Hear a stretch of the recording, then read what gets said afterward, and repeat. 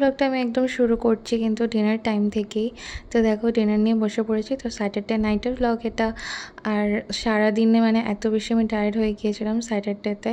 Office থেকে আসার পর আমার আর ইচ্ছাই করছিল না, তো খাওয়া দাওয়া করে স্নান টান করে ফ্রেশ হয়ে আমার একদমই ভালো লাগছিল না আর কি ব্লগ বানাতে, তাই বানানো হয়নি।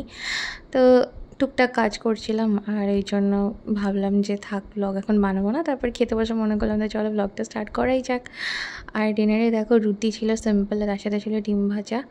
আর মাকে বলেছিলাম যে কোনো তরকারি আর করতে হবে না, তো মা আলু মাখা করেছিল, সেটা দিয়েই রুটি খেলাম। আর টক দই থাকলে না এমনি খাওয়া হয়ে যায়। আগে অতটা টক দই খেতাম না, এখন বেশ ভালোই লাগে, রুটি পরোটা সব কিছুর সাথে খেতে ভালো লাগে। আর এদিকে দেখো আমার দুই ভাই আর কি, মানে আমার ভাই আর হচ্ছে মামার ছেলে, ওরা দুজনে মিলে গিয়েছিল শক্তিগড়ের দিকে রাইডে। তো ওখান থেকে আসার সময় নিয়ে এসছে দেখো শক্তিগড়ের ল্যাংচা, যেটা তোমাদের অলরেডি আমি থাম্বনেলে দিয়েছি। তো এই শক্তিগড় থেকে একটা দোকান থেকে দেখো ল্যাংচাটা নিয়ে চলে এসছে। আর আগেও এক দুবার খেয়েছি, তো আমার না অতটা ভালো লাগেনি সত্যি কথা বলতে। তো জানি না আগে হয়তো আরও ভালো ছিল, এখন কীরকম কী হয়েছে জানি না। তবে একটাই জিনিস ছিল যেটা কিনা মিষ্টিটা অনেকটা লাইট ছিল, আর মা খেয়ে বললো যে না মায়ের ভালোই লাগছে, অতটাও আমার খারাপ লাগেনি, আমার খুব একটা ভালো লাগেনি। যাই হোক, আমার যেটা ফেভারিট সেটা হচ্ছে বাবা নিয়ে চলে এসে দেখো, এটা হচ্ছে গিয়ে আমাদের অশেষের এখানে আর কি গোলাপ জামুন। এরপর ব্রাশ করে ফ্রেশ হয়ে একদম স্কিন কেয়ার করে চলে এসেছি বিছানায়। আমি না একটু বই পড়তে বসে গিয়েছি, এই যে বই, একটু পড়াশুনো করে তারপরেই হচ্ছে গিয়ে শোবো। এখন অনেকটাই বেঁচে গিয়েছে আর এত গরম লাগছে, তাই জন্য একটু এসিটা চালিয়ে দিয়েছি। এসি চালিয়ে তো করছি হচ্ছে এখন একটু পড়াশোনা। তো দেখা যাক কতক্ষণ পড়তে পারি, আর তারপরেই হচ্ছে শুয়ে পড়বো। চুলগুলো ছাড়াই রেখেছি, ভালো লাগে না পড়তে বসতে, একদমই ভালো লাগে না। আমি রাতে বেশ অনেকটাই লেট করে শুয়েছিলাম, এই কারণে ঘুম থেকে উঠতে অনেকটা দেরি হয়ে গেছে। মা ডাক দিচ্ছিলো, তো 10টা-12 দিক করে উঠেছি। আর মাঝখানে রাত্রিবেলা আমাদের মনটা এত বেশি চিল্লামিল্লি করছিলো, সে কারণে সত্যিকারের ঘুমানোই যাচ্ছিলো না, কী আর করার। আর উঠে দেখলাম রান্নাঘরে চলে এসে ফ্রেশ ট্রেশ হয়। মা দেখছে নতুন দোকান থেকে পরোটা নিয়ে এসছে। এই পরোটাগুলো দেখতে পেপারের মতো, দেখো পুরো একদম যেন মনে হচ্ছে যেন সাদা সাদা কাগজের মতো আর কি, অন্য একটা দোকান থেকে এনেছে। আর তরকারিটার মধ্যে না কুমড়ো ছোলা এইসব দিয়ে এটা ঘ্যাট মতো করা ছিল। সত্যি কথা বলতে ছোলা দেওয়া কোনো তরকারি আমরা খাই না, তো এই কচু শাকের মধ্যে ছোলা, কুমড়োর তরকারির মধ্যে ছোলা, বাঁধাকপির মধ্যে ছোলা, এই টাইপের ব্যাপারগুলো না আমরা খাই না, আমাদের পছন্দ হয় না। তো সেই কারণে আমার তরকারিটা একদমই ভালো লাগেনি, আর সেই সাথে পরোটাটাও ভালো লাগেনি। আমি জাস্ট একটা কোনো রকম খেয়েছিলাম। তো আমাদের যে দোকান মানে আমবাগানের পাশে একটা দোকান আছে, ওই দোকান থেকে আনি, ওই পরোটাটা খুব ভালো করে, এটা একদম ভালো ছিল না। তো যাই হোক, ব্রেকফাস্টটা আমি ভালো করতে পারিনি, কি আর করার, মুডটাই খারাপ হয়ে গিয়েছিলো খাবারটা খেয়ে। আমি ফার্স্ট টাইম এত টেস্টলেস পরোটা খেলাম। আমি খাবার এত বেশি জাজ করি না, কিন্তু সত্যি কথা বলতে ফার্স্ট টাইম এত কোনো খাবার এতটা বেশি আমার অপছন্দ হলো। তো যাই হোক, কী আর করার, কোনো রকমে একটা খেয়ে পেট ভরালাম। তারপরে দেখো মা আজকে রান্না করবে কচুরলতি প্যান ফ্রাই। মানে এটা না কলা পাতায় ভাজা হয়, কিন্তু কলা পাতায় রান্না করতে বহু টাইম লাগে, অনেক ঝামেলা উল্টানো পাল্টানো। তো সেইটাইকে কলা পাতা স্কিপ করে মা এটা পুরোটাতে ফ্রাইং প্যানেই করে নিচ্ছে। এর মধ্যে না কচুরলতির মধ্যে পেঁয়াজ কুচি, রসুন থেতো করা, গুঁড়ো লঙ্কা, কাঁচা লঙ্কা, কাঁচা সর্ষের তেল, চিংড়ি মাছ আর সব কিছু দিয়ে কিন্তু মায়ের, আর একটু সামান্য একটু চিনি লবণ দিয়ে কিন্তু একদম সুন্দরভাবে হাতে করে মেখে দেয়। মেখে তারপরে কিন্তু ওটা একদম বসিয়ে দেয়। এটা আমিও করি, এত ভালো খেতে হয়। পরে আরেকবার উল্টে দিয়ে উপর থেকে আরেকটু তেল দিতে পারো, মানে এত ভালো খেতে হয়। যারা কচুরলতি খাও এই রেসিপিটা কিন্তু ট্রাই করে দেখতে পারো। আর এইদিকে দেখো এই ছাতাটা আমি তোমাদেরকে দেখাই। ছাতাটাও পুরো সেই যে মানে কি বলবো, ফিল্মে দেখায় না সুন্দর এরকম টাইপের ছাতা নিয়ে বৃষ্টির মধ্যে দৌড়ে বেড়ায় হিরোইনরা, ওরম টাইপের দেখতে একটা ছাতা। তো খুব সুন্দর আর কি ছাতাটা। তো ছাতাটা আমার ভাই গেছিলো ঘুরতে, ওখান থেকে নিয়ে এসছে, আমার খুব পছন্দ হয়েছে ছাতাটা। আর বাবা এদিকে আবার এক্সট্রা করে কচুরলতি ছাড়িয়ে রাখছিলো, তো একবারই কচুরলতি বেশি করে এনে ছাড়িয়ে রাখে, যাতে হচ্ছে মা একটু একটু করে বার করে রান্না করতে পারে। কারণ মায়ের কিন্তু এই কচু টাইপের জিনিসগুলোতে হাত দেওয়া বারণ, যেহেতু হাতের প্রবলেম আছে। আর আজকে রান্না হবে লইট্টা মাছ। প্রথমে আমি তোমাদের দেখিয়েছিলাম, আজকে আমার সব ফেভারিট মাছগুলো রান্না হবে। ইলিশ মাছ তো হয়ে গিয়েছে, আর লইট্টা মাছের হচ্ছে ঝুড়ি আমি রান্না করব। তো এটার জন্য মা বেগুন কেটে রেখেছে, বেগুনটাকে ফ্রাই করে তারপর ওটা বানানো হবে। আর এদিকে কিন্তু চা বানিয়ে নিয়েছিলাম, আমিই বানিয়েছিলাম চাটা। আর এই যে দেখো তোমাদেরকে যেটা দেখাচ্ছিলাম, এই যে কচুরলতি প্যান ফ্রাই, এইটা এত ভালো ভালো খেতে হয়। এটা মোটামুটি যারা খায়নি তাদেরকে আমি কী বলবো, তোমরা কিন্তু ট্রাই করে দেখতেই পারো, সেরা লাগে সেরা।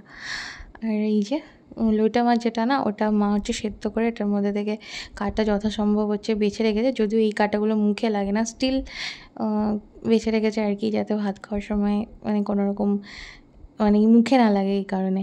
তা আমি সব মশলা তেল দিয়ে কষিয়ে তার মধ্যে দেখো এই মাছের যে ঝুড়িটা আছে এটা দিয়ে দিয়েছে, সেদ্ধ করা আর কি, হালকা করে লবণ জলে ভাপিয়ে নিয়েছিল মা, ভাপিয়ে নিয়ে সেটাকে ঠান্ডা করে তারপরে কাঁটাগুলো বেছে রেখেছিলো, তো এইটা দিয়ে সুন্দরভাবে কষিয়ে নিচ্ছে। মাঝখানে খেলাম আনারস। কী বলবো, এই বছর আমি বাড়িতে প্রথম আনারস খেলাম। এর আগে দিদি বাড়িতে গিয়ে খেয়েছিলাম, আমাদের বাড়িতে ফার্স্ট টাইম আমি খেলাম। এর আগে মারা খেয়েছিল, তো আমি তো সেই সময় ছিলাম না, ওরা খেয়েছিলো। এই আনারসটা এত মিষ্টি ছিল, কী বলবো তোমাদেরকে, ব্যাপক খেতে ছিল। আমার না আনারস খেতে ভীষণ ভালো লাগে, ভীষণ, তবে ভালো হলে। আর আজকে তোমাদের সাথে না একটা জিনিস শেয়ার করবো, সেটা হচ্ছে কিন্তু লেমন চিকেনের রেসিপি, যেটা আমি কিন্তু আমাদের বাড়ির কাছের গন্ধরাজ লেবুর পেড়ে সেই জিনিসটা মানে সেই পাতা দিয়ে করেছি। তো দেখো তেলের মধ্যে গোটা গরম মশলা, গোটা জিরে, শুকনো লঙ্কা ফোড়ন দিয়ে পেঁয়াজগুলোকে লাল লাল করে ভেজেছি। ভেজে কিন্তু নুন, হলুদ, টক দই আর গোলমরিচের গুঁড়ো দিয়ে মাখানো চিকেনটাকে দিয়ে ভাজতে দিয়েছি। তেলটা না একটু আমি বেশি রেখেছি, একটু সামান্য বেশি, খুব বেশি নয়, মানে এক গাদা তেল নয়, কিন্তু যতটুকু তেল আমরা মানে ব্যবহার করি না চিকেন রান্না করতে তার থেকে একটুখানি বেশি। আর এদিকে না আমি একটু না ছাদে চলে এসেছি, কারণ কি আমি হচ্ছে বললাম তোমাদের গাছ থেকে লেবু নিয়ে তারপরে কিন্তু আমি রান্নাটা করব। পাতা অলরেডি পাপা ভালো দেখে তুলে নিয়ে গেছে, আর আমি কিন্তু একটা লেবু নিতে এসেছি, কারণ কি গাছটাতে না আরও কতগুলো লেবু ছিল, মা বাবা তুলে নিয়েছে, আগে খাওয়া হয়ে গেছে, তো একটাই লেবু দেখতে পেলাম। আর এর ভেতরে ভেতরে দু একটা আছে, কিন্তু সেগুলো অত বেশি বড় হয়নি, একটাই দেখলাম মোটামুটি খাওয়ার মতো আছে, সেটাই দেখো পেরে নিলাম। তবে লেবুগুলো না গোল গোল টাইপের, জানি না কেন লম্বা টাইপের হয়নি। তো এই যে এখানে দেখো পুঁই গাছের যে ডগাগুলো আছে খুব সুন্দর লতিয়েছে। আর আমি তোমাদের আগের ব্লগে যে ইনসেক্ট ট্র্যাপটা দেখিয়েছিলাম না, ওটা দেখো কতখানি ইনসেক্টের মধ্যে আরও বেশি করে জমা হয়ে গিয়েছে। তো চিচিঙ্গা গাছটা না এখন খুব একটা ফলন হচ্ছে না। আর আমি না এখান থেকে লঙ্কাও নিলাম, কারণ ওই রান্নাটা করতে কিন্তু আমার লঙ্কাও লাগবে, তো বেশ কয়েকটা লঙ্কাও কিন্তু আমি ছিঁড়ে নিলাম। এরকম না গাছে মানে নিজেদের হাতে ফলানো জিনিস তুলতে সত্যি অনেক বেশি ভালো লাগে। তো যারা গাছপালা লাগায় না তাদের কাছে এটা খুবই একটা মানে আনন্দের বিষয়। তো বাবা লাগিয়েছে, আমি তুলছি, আমার বেশ মজাই লাগছে। দেখো কি সুন্দর, এই লঙ্কাগুলো খুব ভালো ফ্লেভার, ব্ল্যাক কালারের। তো আর এদিকে দেখো আমাদের মন্টু একটা নতুন বান্ধবী জুটিয়েছে, যদিও ওর বান্ধবী অনেকগুলি বাচ্চার মা অলরেডি, স্টিল মন্টু ওর সাথে আর কি আর বলবো, বুঝতেই পারছো। তো চলছে আর কি একটা কমিউনিকেশন ওদের মধ্যে। তো পাশের বাড়ির ছাদের কার্নিশে ওরা গল্পগুজব করে এখানে শুয়ে পড়েছে আর কি। আর এদিকে দেখো আমার যে চিকেনটা রান্না করছিলাম ভালো মতো করে লাল লাল করে ভেজে নিয়েছি। আর তার মধ্যে প্রথমে দিয়ে দিলাম আদা বাটাটি নেড়ে কিছুক্ষণ পরে কিন্তু থেতো করা রসুন দিয়েছি, রসুনটা কিন্তু থেতো করা। আর তারপরে একটা মশলার পেস্ট বানিয়ে নিয়েছিলাম, জিরে, ধনে, লঙ্কা আর একটুখানি হলদি দিয়ে একটা মানে জল দিয়ে একটা পেস্ট বানিয়ে দিয়েছিলাম, তারপরে ওটা দিলাম, দিয়ে আবার কিছুক্ষণ কষে নিলাম। তারপরে কাঁচা লঙ্কাগুলো কুচি করে, অনেকগুলো লঙ্কা দিয়েছি কাঁচা লঙ্কা কুচি করে, গুঁড়ো লঙ্কাটা আমি একটু কমই দিয়েছি। আর এই সময় দেখো অনেকটা কষা হয়ে গিয়েছে, তেলও ছেড়ে দিয়েছে। আমি এই সময় কিন্তু ওই গন্ধরাজ লেবুটা ওটা হাফ কেটে কিন্তু ওখান থেকে হাফ রস দিচ্ছি, যেহেতু দই দিয়ে মাখানো আর রান্নাটা কিন্তু টমেটো লাগবে না, আর সেই কারণে লেবু রসটা অল্প পরিমাণে দিয়েছি, নাহলে কিন্তু ব্যাপারটা টক হয়ে যাবে। আমি তো ফ্লেভারের জন্য দিচ্ছি, টক হওয়ার জন্য নয়। তো দেখো আর গন্ধরাজ লেবুটা দিয়ে রসটা দিয়ে দিলাম। এই যে দেখো আর লাল লাল টাইপের কিন্তু আমি এটাকে ভেজেছি কিন্তু একদম লালচে করে। তো লালচে করে ভাজলেই কিন্তু মানে চিকেনটা একটু শক্ত শক্ত হবে আর খেতেও ভালো লাগবে। এই রান্নাটা অনেক বেশি ভালো হয়েছিলো। আর এই রান্নাটার সাথে সার্ভ করার জন্য না আরেকটা জিনিস বানানো হয়েছে, ওটা কিন্তু আমি তোমাদের নেক্সট ব্লগে দেখাবো। এই ব্লগের আমি তোমাদের সাথে ওটা শেয়ার করছি না। আমি না জল হচ্ছে ফুটতে দিয়েছিলাম, তো যেই জলটা মানে যেই পাত্রটাতে না আমি চিকেন মেখেছিলাম সেটার মধ্যে যে মশলাটা লাগানো ছিল তার মধ্যেই জল দিয়ে পরে সেই জলটাই আমি কিন্তু ফুটতে দিয়েছিলাম। তো দেখতেই পাচ্ছ জলটা এখানে হলুদ। আর এই জলটাই আমি অনেক মানে বেশি পরিমাণে ঝোল দেবো না, অল্প পরিমাণেই দিয়েছি। চিকেনটা না অলরেডি ভাজতেই হচ্ছে সেদ্ধ হয়ে গিয়েছে, তাই অল্প করেই জল দিয়েছি, কারণ চিকেনটা একটু মাখাই হবে, ঝোল হলে ব্যাপারটা ঠিক ভাল লাগবে না।